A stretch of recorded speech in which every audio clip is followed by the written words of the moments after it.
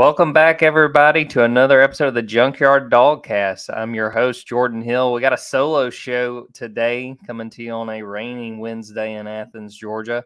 Kind of an interesting setup now. We're going into another week of fall camp.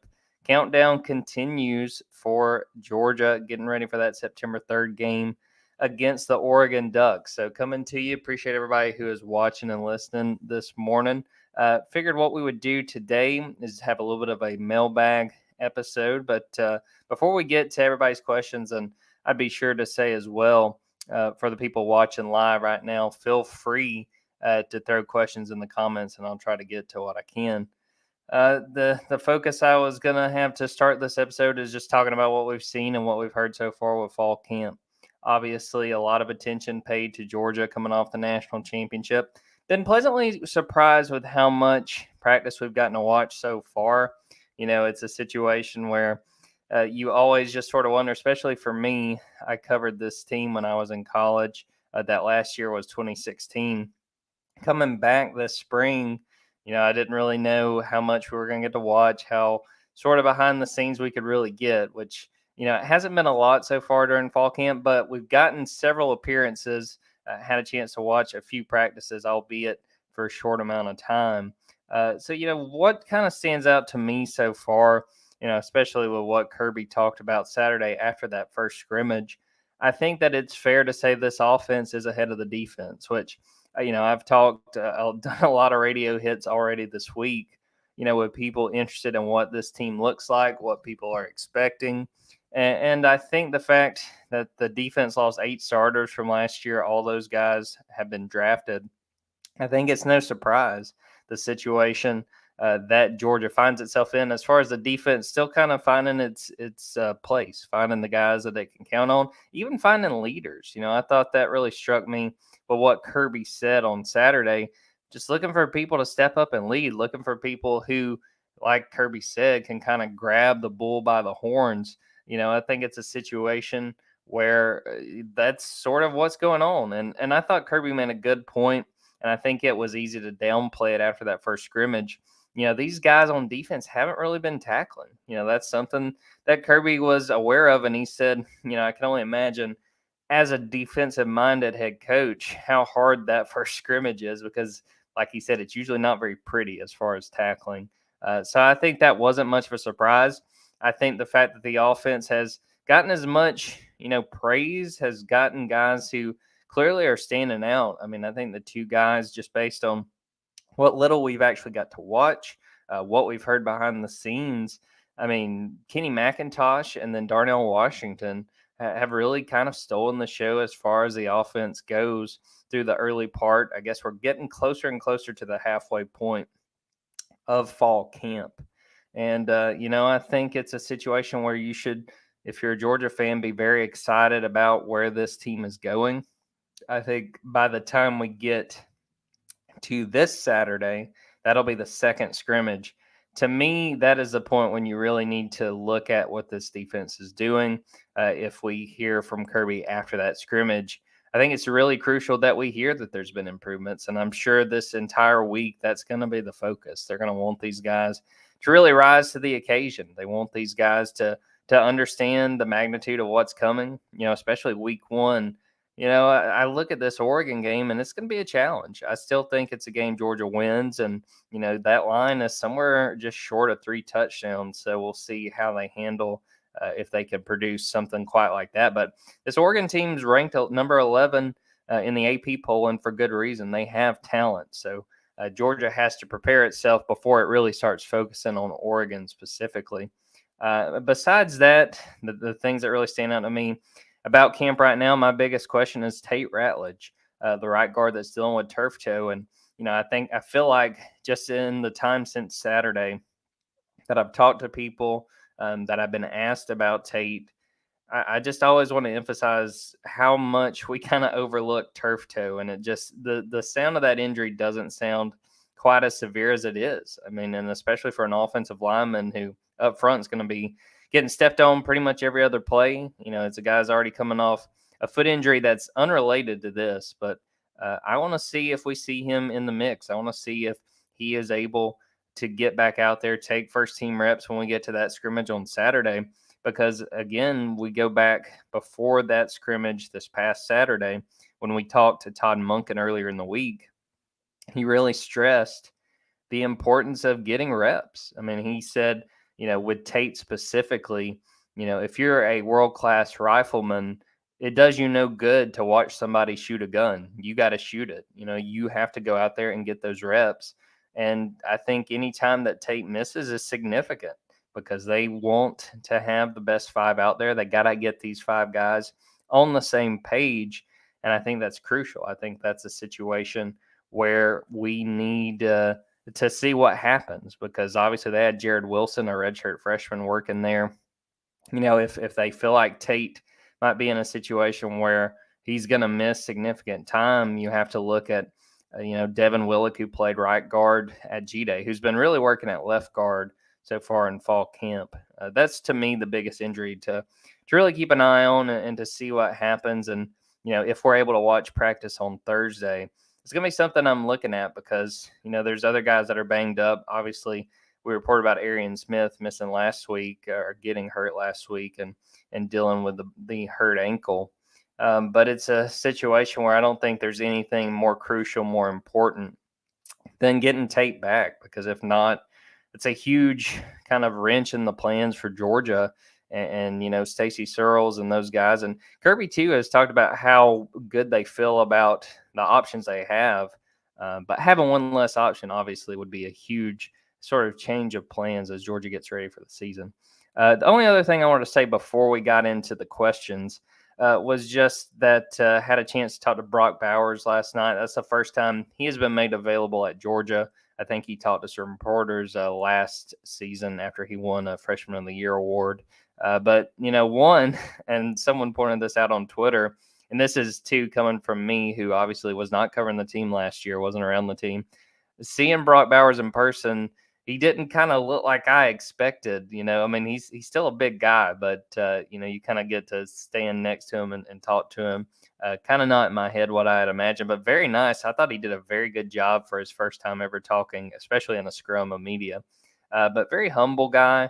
Was really struck by just his attitude. And I thought the thing that really, to me, if you're a Georgia fan, would make you like Brock Bowers even more than the fact that, he's nearly unstoppable at tight end, is he was asked about what he did last year and basically did it ever hit him what he was doing. I mean, he winds up setting the Georgia program record for receptions, receiving yards, and touchdowns for a tight end as a true freshman. And he was like, it kind of hit me about halfway through. He said, that I was, he was just sort of focused on the day to day. And then he was like, well, I guess I have, I have done some stuff. But again, he kind of downplayed it. As good of a season as he had, I think his quote was that he didn't feel like he had done anything special. I know a lot of Georgia fans would probably argue against that. But it's just a situation where I think you should be very excited if you are a Georgia fan, and should be excited to see what those tight ends do as a whole. So we're going to jump into the questions now. I'll take a few that I have seen in the chat, and then there's also some we've got from our message board. Going to start with Craig Lawson, who asked, hearing Malachi Starks is running with the ones on defense, any confirmation? When we got to watch, I guess that would have been last week, not the scrimmage, but earlier in the week when they put the dime package out there, obviously had extra defensive backs out there. Malachi was the money, and, he was out there, and I think there was a few slip-ups along the way. I think, Kirby was talking about some way he read a play and should have been somewhere else. Everything we've heard and everything that we have seen, again, what we've seen is still limited. They're going to put Malachi in positions to earn a job. Now, I'm not saying he's going to be the starting safety. I still think it's going to be Chris Smith and Dan Jackson, but I think you're going to see a lot of Malachi Starks. And that's something I wrote about earlier this week. Kirby has talked about really with these defensive backs as a whole, and particularly the freshmen, Malachi, Ja'Cory Thomas, some of these cornerbacks like Dalen Everett. They're basically the twos by necessity. There's really no depth, and it's not really Georgia specific. Going back to the spring, Kirby talked about with receivers and defensive backs both. A lot of those guys, if they're not getting to play right away or they don't like the role they've carved out, they're going to go elsewhere. They're going to go, play and transfer. And we saw this last year with some of the guys that left Georgia: Amir Speed, Latavius Brini, some of those guys who either played some and got a chance to play elsewhere. That's sort of the situation. They're going to find roles for these young guys. And Malachi is a 5-star. Malachi is a very talented guy. He's learning. I think that it benefited him a great deal. And Kirby said as much on Saturday that he got a chance to enroll early. He kind of got thrown into the fire.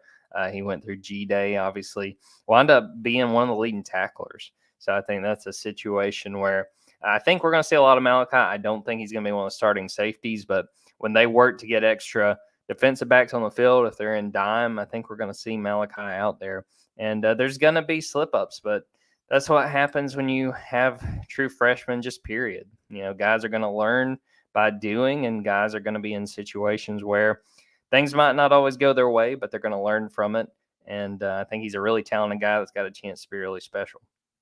Another question I saw in the chat, Jay Evans, do you see Russaw in this class? That's been one of the focuses for a lot of people. Two of the guys from Montgomery, two guys that are really, really talented in Alabama.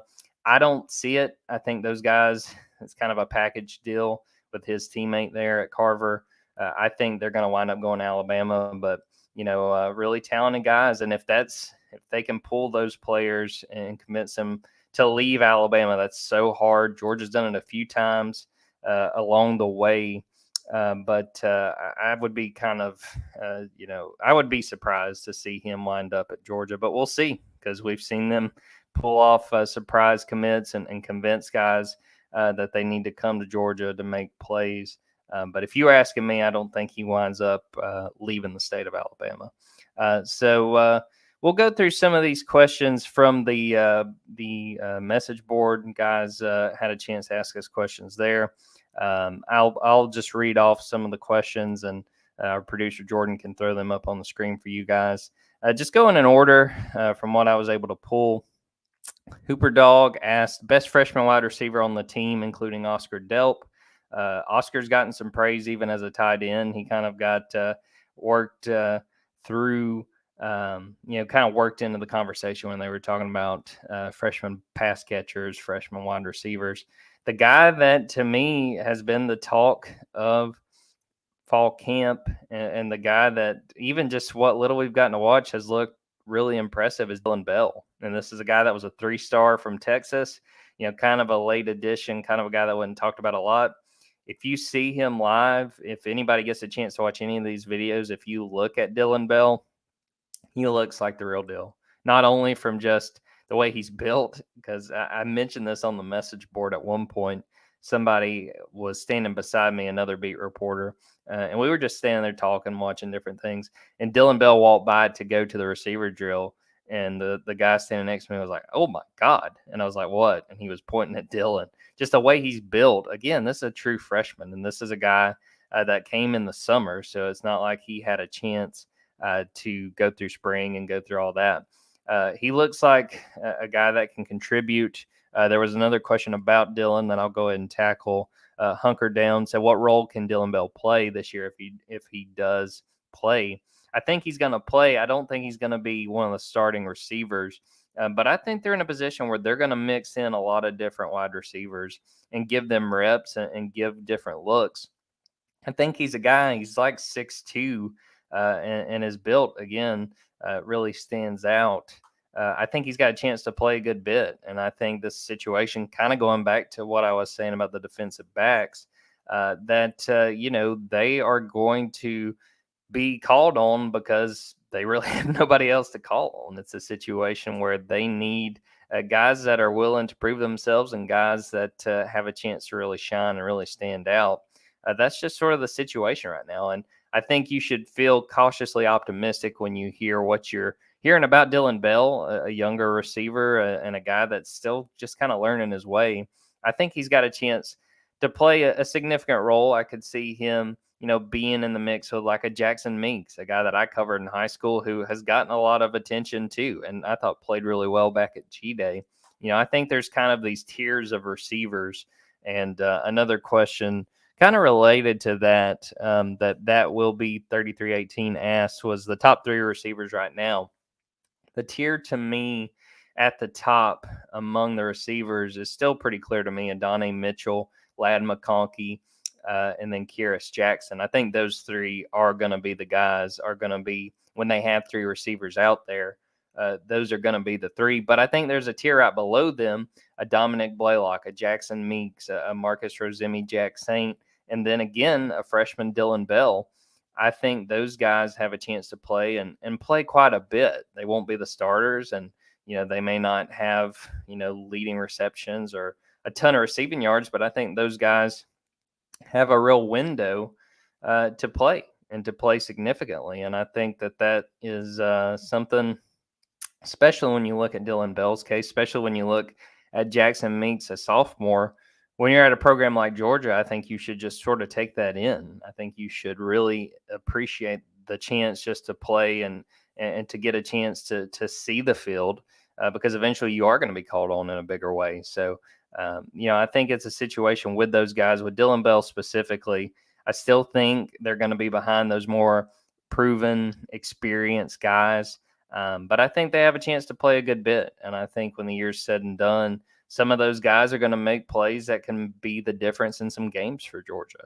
And again, I don't think we're going to see a situation with like a Dylan Bell where it's like George Pickens in 2020 when all of a sudden he's leading the team, or I guess that was 2019. He was leading the team in yards and all of a sudden, is the clear breakthrough guy. I'm not sure that Dylan Bell is quite ready to go ahead and jump to a wide receiver one.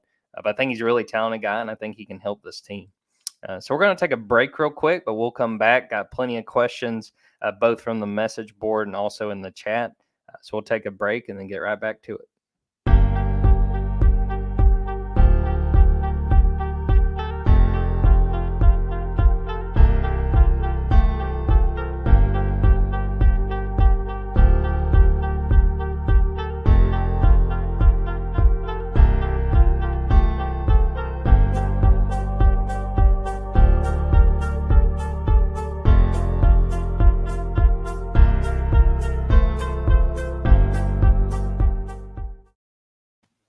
Welcome back, everybody. Well, yeah, we'll get to some of the questions in the comments. Jason Ray said, "How is Dan looking?" One tough SOB. Again, I think that was a situation with Dan Jackson that a lot of people had questions about. Was he really going to be the guy? Was he really going to be the person they counted on, a walk-on? Is he really who they can rely on? And I had questions about that in the spring, and I thought, it's just a matter of time before one of these guys, that they've recruited, that they really think highly of, passes him. I feel pretty confident nobody's passing Dan Jackson. I think Dan is going to be that starting safety opposite Chris Smith. Very, very elusive speed, very fast guy, a guy that has learned and has proven and earned the respect. Again, I think when you think about Dan Jackson, think about the coaches that are working with him and that are working with all these players, and Kirby Smart and Will Muschamp, guys who have coached defensive backs, guys that have experience as safeties. They know what they're looking for. And I think that the fact that they feel as confident as they do about Dan Jackson, who Will Muschamp said was the second best walk-on safety in Georgia history. Will was referring to himself as the first, obviously. But they rely on him and they feel comfortable with him. And I think as much as some people may not feel comfortable with Dan or maybe wonder, is our best option really going to be a walk-on? I think you really need to trust these coaches. I think these guys, especially at that position, to me, other than like inside linebacker, safety is probably one of those positions with this particular coaching staff you should just trust and run with it, because I think it's a situation where they know what they're looking for, and those are the guys they can trust. And it'll be very interesting to see once we get into the season just how Dan comes along, being relied on as the guy. Last year, he got popped into the lineup when Chris got hurt. Obviously, a very different situation, but I think he's got a very bright future. And again, yeah, I've heard nothing but good things about him through fall camp, and I think he is going to be one of the starters. Looking at another question in the chat. Let's see. Who will be the other two starters on the D line alongside Jalen Carter? That was from Craig Lawson. That's a situation I think they're still kind of figuring out. I think, based on what I've seen and what I've heard, I think the nose tackle is going to be Zion Logue. He's an experienced guy. He's been a guy that I've been very impressed when we've talked to him. Obviously, what he does on the field, how he plays, is something he takes to heart and things he's been working on. But he's talked a ton about growing as a leader. And I mean, some of the times he's talked about it, it's kind of been unprompted about, he's not been asked specifically about leadership. He's talked about, needing to step up for his teammates. And I think that's something this defense desperately needs. That's something Kirby said after that scrimmage, that was what this defense really, really needs, is somebody to step up. I think Zion's going to be that guy, but I think we're going to see rotations. I think we're going to see Nazir Stackhouse, who I thought played really well in the spring game. I think Warren Brinson, too. Warren may be sort of that backup to Jalen and get some reps there as well. But the big question still, to me, is defensive end. Someone had asked, and I'll bring this up while we are talking about the defensive line. UGA alum 24 asked, how is Tyrion Ingram Dawkins doing? And Tyrion's kind of my big wild card as far as the defensive line, because he was a guy, he's built more like a defensive tackle, but at G-Day, whether it was, out of feeling like they didn't have other options, there were some injuries as far as defensive end. They put him on the starting line with the first team defense alongside Jalen Carter and Zion Logan. I thought he performed really, really well. And when we had a chance last week to talk to Glenn Schumann, he talked about how seriously Tyrion took getting into better shape as far as playing defensive end, because what you are asked to be as far as size and being able to move and being able to set the edge and come around. I think it's very different than what he came to Georgia to play and what he was used to playing. But Schumann really praised him and said that he had done a very good job of getting in conditioning and getting in shape. So, Tyrion is a guy that I think is in the mix for defensive end. Tramel Walthour is a guy that was hurt during the spring, had a knee scope and wasn't able to play at G-Day. He's the experienced guy. I mean, he's one of the older guys on the entire defense at this point, has a chance to win that role. I think he got some looks there during that scrimmage on Saturday. To me, it's those two guys. And then Mikael Williams, a guy that a lot of people are very, very excited about, and I think for good reason. The entire coaching staff that has talked about Mikael have had nothing but good things to say about him. And, I think it's a situation where they don't feel the need to do that. I don't think they're doing it, just because he is one of their top signees and a 5-star and a guy that they were really excited about flipping from USC and had a chance to get him into the mix and get him into the fold. So, I think right now, to me, it's going to be either Ingram Dawkins or Walthour. I really liked what I saw from Ingram Dawkins during spring. And again, I'm interested. I'm hoping that on Thursday we'll get a chance to watch a little bit of practice, which will be, maybe 10 minutes, 15 minutes. But to see if there is sort of a different look, a different lineup on the defensive line, and get a chance to see who's really getting in the mix, because we all know Jalen Carter's talented. I think he's got a chance to have a very, very good season. I think the praise he's gotten backs up what we keep hearing as people consider him to be a potential top 5 pick. I think anything, there have been no signs that tell me, whoa, let's hit the brakes, or whoa, this guy's not quite ready. At the same time, he's not going to be able to do it alone. He needs guys like a Zion Lowe, like a Tyrion Ingram Dawkins, like a Tramel Walthour to step up around him, because teams are going to be doubling him. Teams are going to pay attention to Jalen Carter, and he's going to need guys around him to step up to limit their impact and to make sure that Jalen can make plays when he gets an opportunity. Going back to the message board, The Dog Who Barks asks, Georgia repeats in 2022 if we blank. This is kind of a two-part question. If you could add one former UGA great to help this team boost their odds at repeating, who would you add? Georgia repeats in 2022 if we see real growth from the inside linebackers. I think that's sort of where I stand right now, is that this defense still has a lot of talent. But to me, the two groups that are going to make or break a legitimate chance at a title run, to me, are that defensive line that we just talked about, because you just can't really put a price on what losing Jordan Davis and Devontae Wyatt and Trayvon Walker as well. There are some huge holes to fill in this defensive line. They need guys to step up. And then two, I answered it with inside linebackers. We had a question on the board. It might have been last week where someone had asked, who is the biggest loss on this team? Who is someone who has gone from the 2021 team that you're really going to notice, really going to feel? A lot of different answers, a lot of good answers, but I cannot go away from Nakobe Dean. I don't know if I've ever seen somebody play the game as consistently as he did, where it looked like when you're playing your little brother in NCAA or Madden and you keep looking over and you can see what he's calling and he doesn't realize it, but you keep, you're at where the ball's going before he's even thrown it there. And all of a sudden, it's like, wait a second. Nakobe could diagnose plays like nobody I've ever seen. I think specifically about a play against Kentucky where they threw one out to the flats, and I mean, he was there, but he barely was behind the ball. I just think you can't put a price on what Nakobe Dean and those other inside linebackers, Quay Walker, Channing Tindall, those are all guys drafted in the first 3 rounds.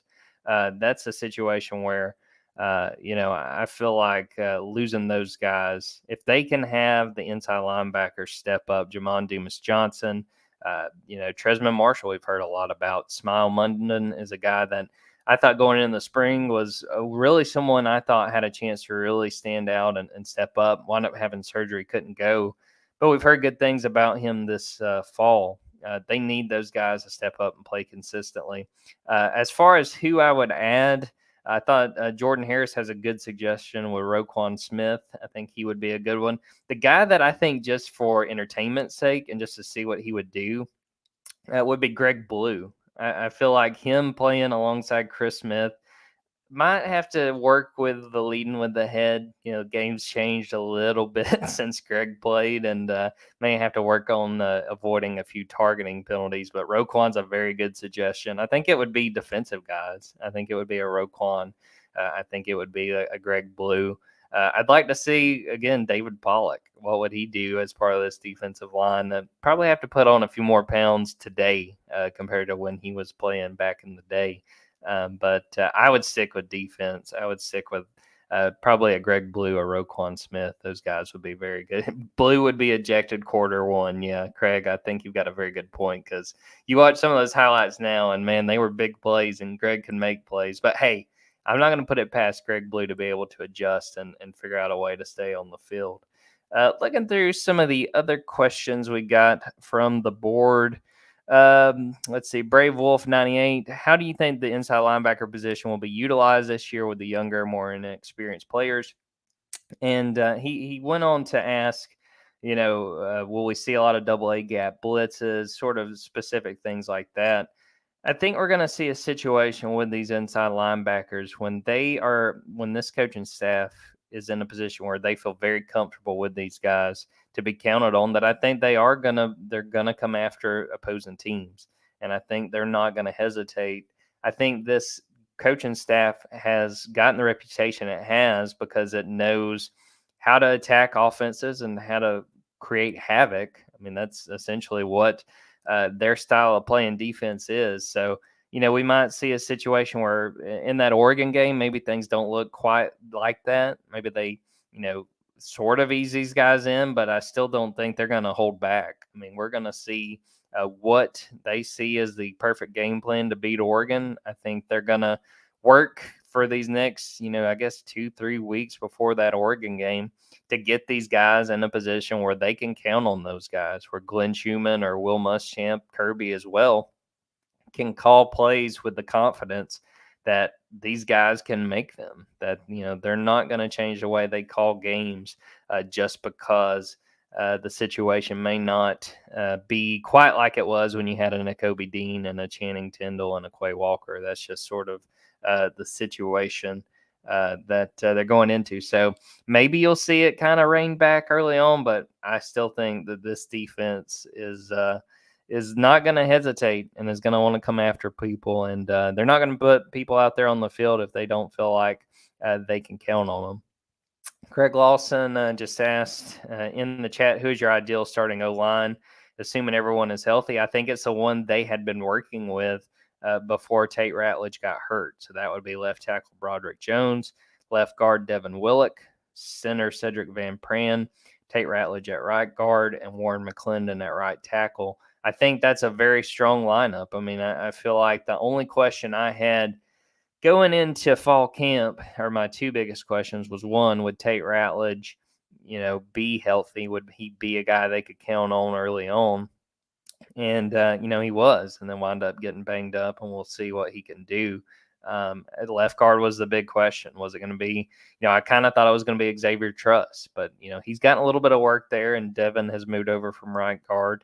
The wild card with the offensive line was going to be Amarius Mims. Was it a situation where they felt like who was recruited, 5-star that was recruited to play tackle, could he make the move inside? And just based on what we've seen, I think they are more comfortable with him. He's taken second team right tackle reps. He's a guy that I think they feel more comfortable knowing what the sport costs, what it takes as far as physicality and the physical toll it takes. They would rather have Mims kind of hang back and be basically that next man up, particularly at either tackle position. So I think that's a situation where I think what they were rolling with early looked good to me. I think if they felt good about left guard, I could go either way with Truss or Willock. I think either one of those guys makes sense there. But it's a situation that's going to be worth watching, and a situation that will be huge, because I feel like this offense is going to be in a good spot. I think they've got good options on the offense. It's just a matter of the offensive line coming together and them making the most of the time that they've got left. Let's see. Will Georgia have a 1,000-yard rusher from Craig Lawson?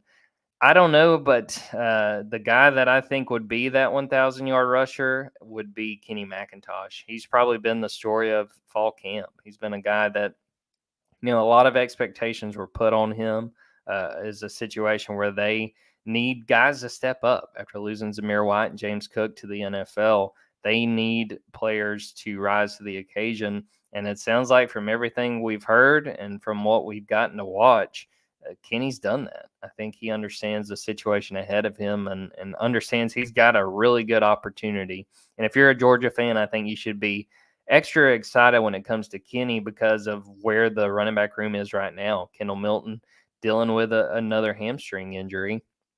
And then you've got Dejon Edwards, who I'm really at a point where I think he's going to play a good bit. Even if he winds up being that third back behind McIntosh and Milton, I think that he's gotten a lot of praise, and the way he handled games down the stretch last year when he was called on, I think he's got an opportunity to really help out. But then you've got those guys, and you've got the two freshmen who, as impressive as they've looked, had another question about that, I think, from the message board.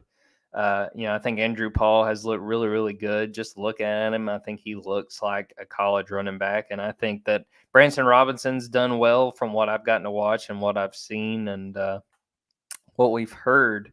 But they're still going to learn, as much as they can look good right now during fall camp. Once you get into, playing South Carolina at noon and 90-degree weather, and everybody's getting excited and getting really loud in Williams-Brice, that's a little bit different than taking handoffs right now in Athens with the season right around the corner. So, I would give the edge definitely right now to Kenny McIntosh. He looks the part of a leading back. I don't know if he quite gets 1,000 yards, just because I think they're going to mix it up with these guys and keep these guys fresh. Georgia's never really hesitated to utilize their depth. And looking at the schedule, I think there's going to be ample opportunities for Georgia to work in these backups. I think there's going to be maybe not to the quite the point we saw last year, but I think there's going to be a number of blowouts. I think there's going to be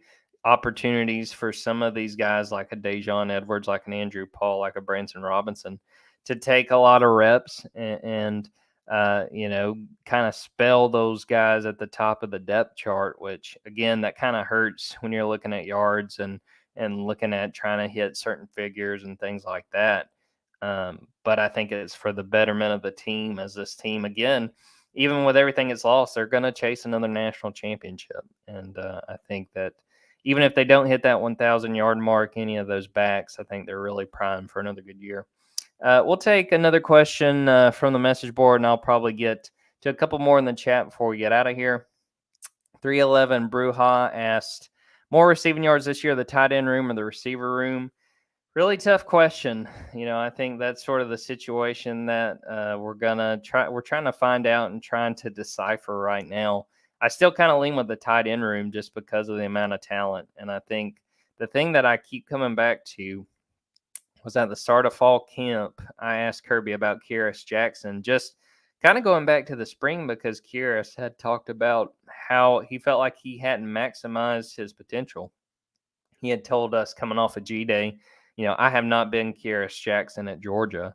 And I just kind of asked Kirby about that. But the point that Kirby made, which again was really unrelated to the question, was that, Kyrus is not only kind of competing with these other receivers, but he's competing with the tight ends because there's situations where Georgia may decide to put another tight end on the field, take one of those receivers off. I think they understand that they've got talent that really seems unprecedented at tight end all at the same time. And I think they're ready to utilize it. Now, what that looks like, it's hard to say. 2 tight end sets, 3 tight end sets. Did they even put one of those tight ends out wide and let them, play that way, which obviously is something we've seen before.